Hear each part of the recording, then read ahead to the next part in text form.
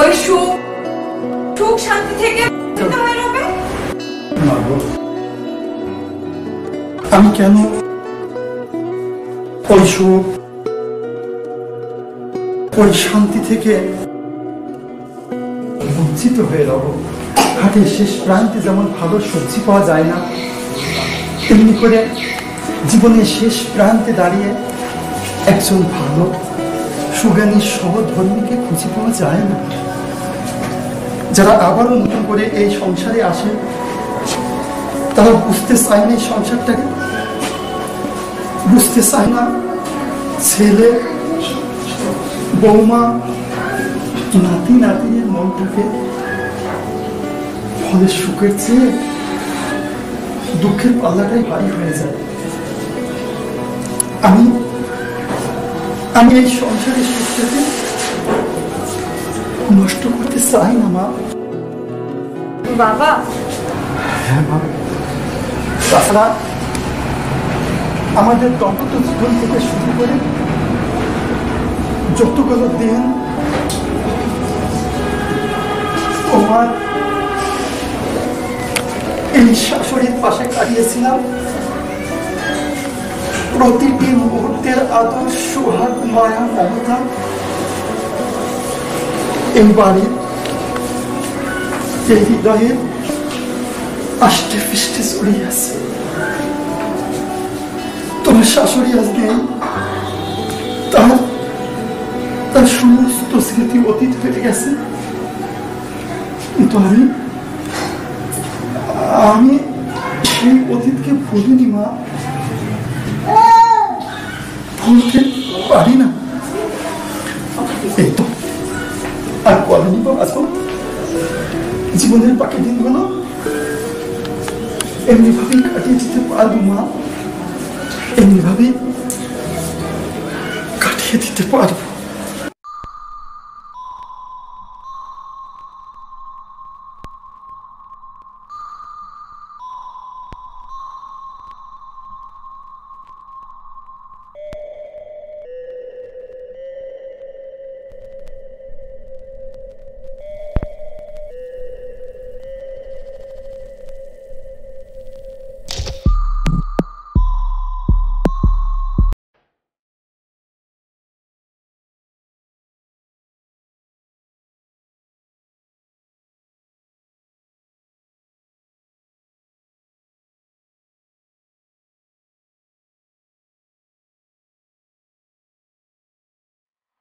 স্বপ্না মা, একটু এদিকে এসো তো।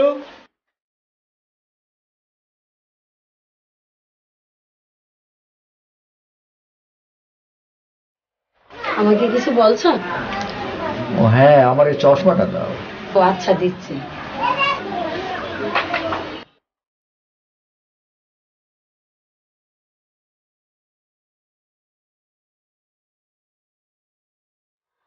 এর না করে চশমা দাও।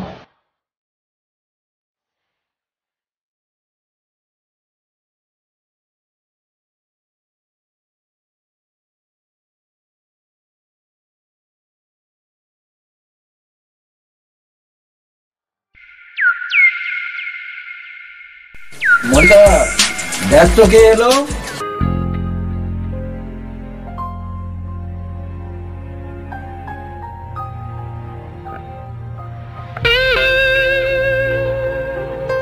ও আপা, ভালো আছেন?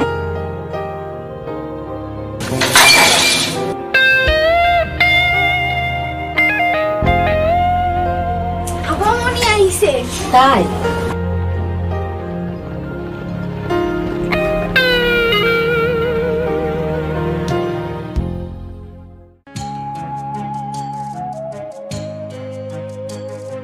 স্বপ্না, এসেছি মা, ভিতরে আয়। ওগো, স্বপ্না না ফিরে এসেছে। আমি জানতাম একদিন ঠিকই ফিরে আসবে।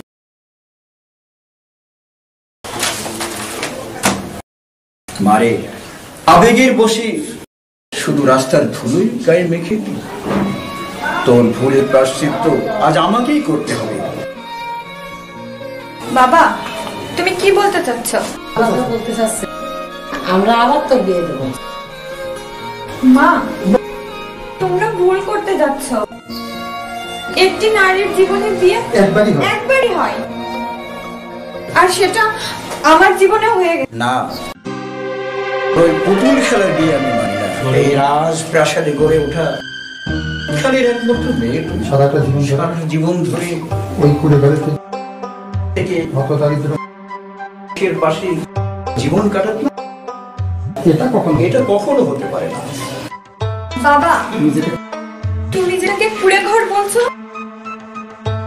হ্যাঁ সেটা কুড়ে ঘর, কিন্তু ওই কুড়ে ঘরের মধ্যে জড়িয়ে আছে বেহেশতি সুখ, যেটা তোমার এই রাজপ্রাসাদে নেই। বাবা, তুই দেখছো অনেক জ্ঞানী হয়ে পড়েছে। জানি না, তোমার মেয়ে পাগল হয়ে গেছে। ছোট লোক আর এই ছোট লোকের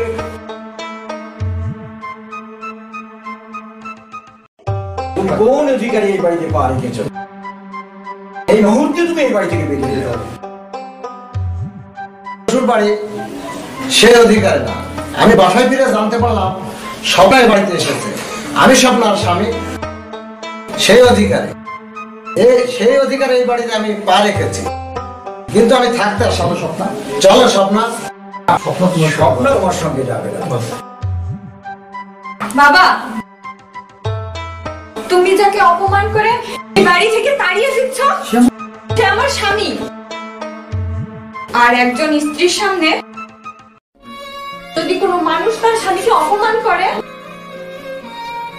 ওই স্ত্রী কিন্তু নীরবে সহ্য করতে পারে না। কিন্তু কিন্তু তুমি আমার বাবা, তাই তুই এত নিচে নেমে গেছিস? এই মানুষটি চোখের উপর চোখ রেখে আমি কখনো কথা বলিনি। আর তুই? মা, ওই মানুষটা তোমার স্বামী। ওনার অন্যায়কে তুমি নীরবে সহ্য করতে পারো, কিন্তু আমি না। দাঁড়াও, আমার ছোট্ট একটি উপমা শুনে যাও। অভাব যখন অতিথি হয়ে দরজায় এসে দাঁড়ায়, তখন যত বড় ভালোবাসায় থাকুক না কেন, সেটা কিন্তু ওই দাঁড়ানোর ছিদ্র দিয়ে পালিয়ে যায়, যেটা তোমাদের বেলায় ঘটবে। বাবা, আমি আমার ভালোবাসার ধৈর্যের মধ্য দিয়ে সমস্ত দুর্যোগের মোকাবেলা করব, এবং ওই সর্বকুটি থেকে এক পাও নড়ব না। ইনশাআল্লাহ। চলো তো।